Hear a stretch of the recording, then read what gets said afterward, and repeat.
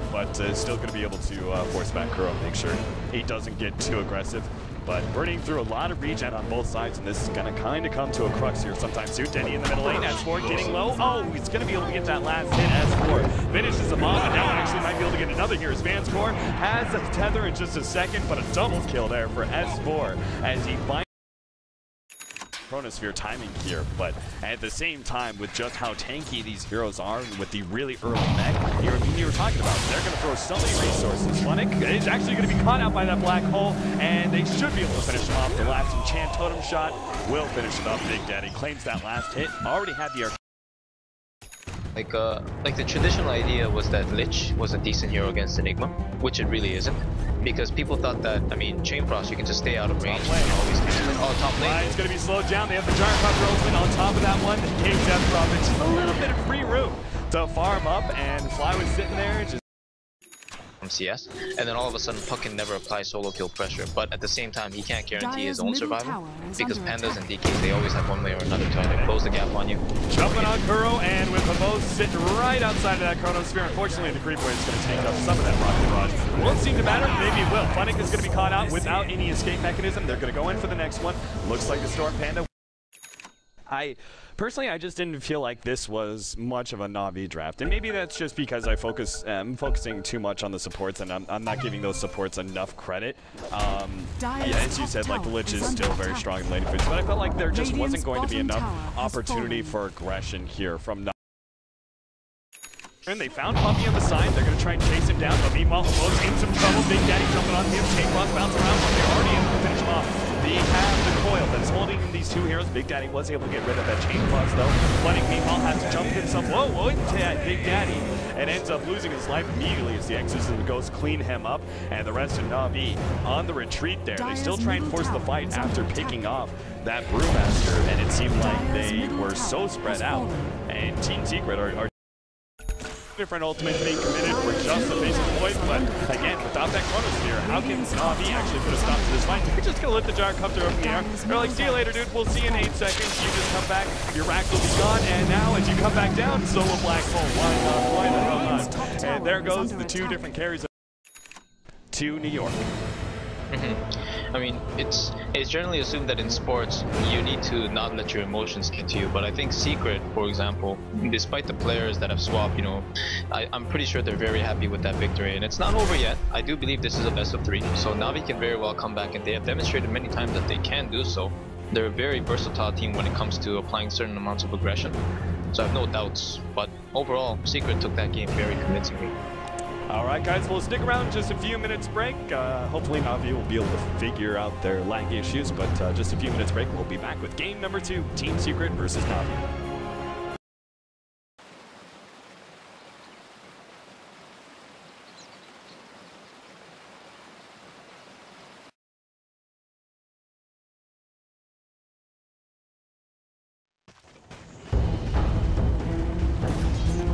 Wasn't here. Yeah. I don't know, Puppy, there's no really point for him to rotate like this. I'm looking at top. He's fine. Oh no, missed out Sandy multiple times.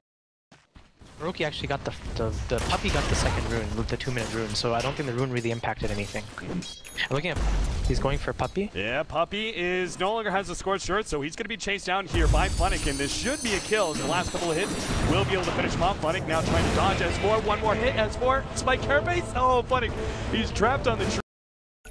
Nelson trying to get that quick boots of travel and blink dagger for himself. Top lane, we're going to see Funnick go on Big Daddy here, slowing him down. Whoa, Funnick lassoing up a poor little range creep.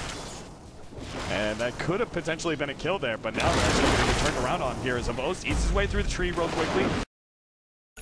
One extra nuke in the Furion Global just gives you that slight edge. Big Daddy's coming in through.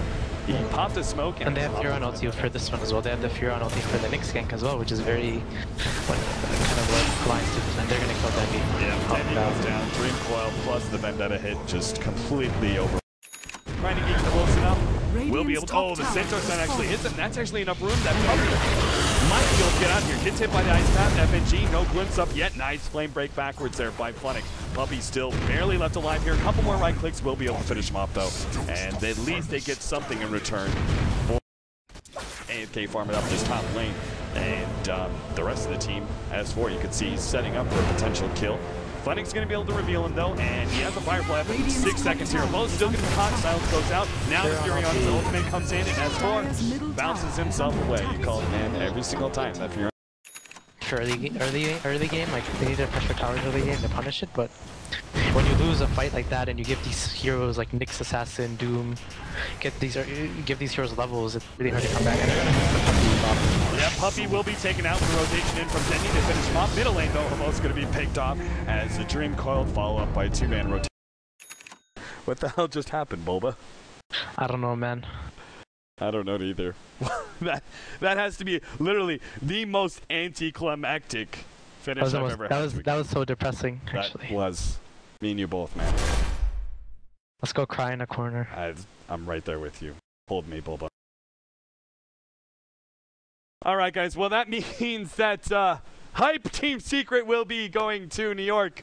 Na'Vi will still have another chance, of course, to be able to claim one of those slots. They're going to be jumping down to the losers bracket now. Well, they will have one more match to play to see if they can claim one of those 4 European slots to New York, as would love to see them there, especially after this series. So, still to be happening here. We have the lower bracket finals between Alliance, who lost to Cloud9 last night. They're going to be facing up against Virtus Pro in the lower bracket finals. Meanwhile, we have still yet to be having Power Rangers versus X Game for the lower bracket round 3. That will determine who will be moving on to the lower bracket finals to face up against Na'Vi. So we are almost done with the ESL One qualifiers for Europe, and hell, just another 2 weeks and we'll actually be in New York ready to go. Boba Man, though, thanks so much for joining me for this game number 2. I'm so sorry that it had to end like this, but you got any shout outs, man?